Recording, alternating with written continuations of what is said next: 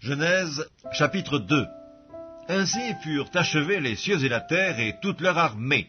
Dieu acheva au 7e jour son œuvre qu'il avait faite, et il se reposa au 7e jour de toute son œuvre qu'il avait faite. Dieu bénit le 7e jour, et il le sanctifia, parce qu'en ce jour il se reposa de toute son œuvre qu'il avait créée, en la faisant. Voici les origines des cieux et de la terre quand ils furent créés. Lorsque l'Éternel Dieu fit une terre et des cieux, aucun arbuste des champs n'était encore sur la terre, et aucune herbe des champs ne germait encore, car l'Éternel Dieu n'avait pas fait pleuvoir sur la terre, et il n'y avait point d'homme pour cultiver le sol. Mais une vapeur s'éleva de la terre, et arrosa toute la surface du sol. L'Éternel Dieu forma l'homme de la poussière de la terre, il souffla dans ses narines un souffle de vie, et l'homme devint un être vivant. Puis l'Éternel Dieu planta un jardin en Éden, du côté de l'Orient, et il y mit l'homme qu'il avait formé.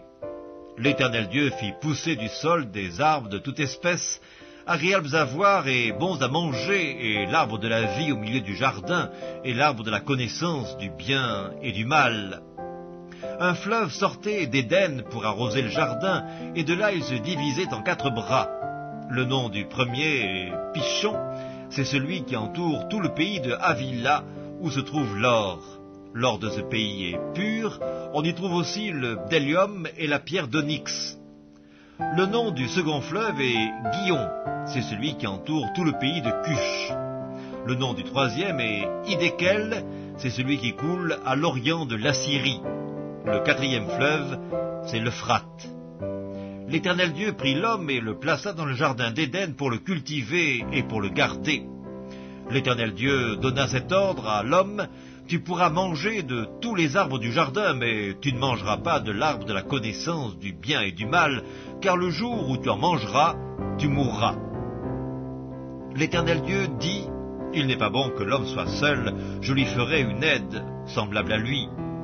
L'Éternel Dieu forma de la terre tous les animaux des champs et tous les oiseaux du ciel, et il les fit venir vers l'homme pour voir comment il les appellerait, et afin que tout être vivant portât le nom que lui donnerait l'homme. Et l'homme donna des noms à tout le bétail, aux oiseaux du ciel et à tous les animaux des champs. Mais pour l'homme, il ne trouva point d'aide semblable à lui. Alors l'Éternel Dieu fit tomber un profond sommeil sur l'homme qui s'endormit. Il prit une de ses côtes et referma la chair à sa place. L'Éternel Dieu forma une femme de la côte qu'il avait prise de l'homme, et il l'amena vers l'homme. Et l'homme dit: voici cette fois celle qui est os de mes os et chair de ma chair. On l'appellera femme, parce qu'elle a été prise de l'homme. C'est pourquoi l'homme quittera son père et sa mère, et s'attachera à sa femme, et ils deviendront une seule chair. L'homme et sa femme étaient tous deux nus, et ils n'en avaient point honte.